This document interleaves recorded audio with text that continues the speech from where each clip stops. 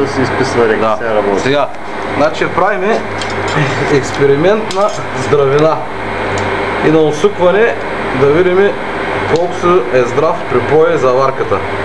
Значи хващам клещите. Има ли фокус? Има.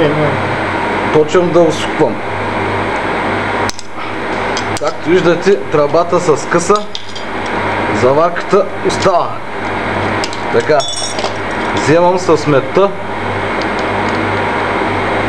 почвам също да суча.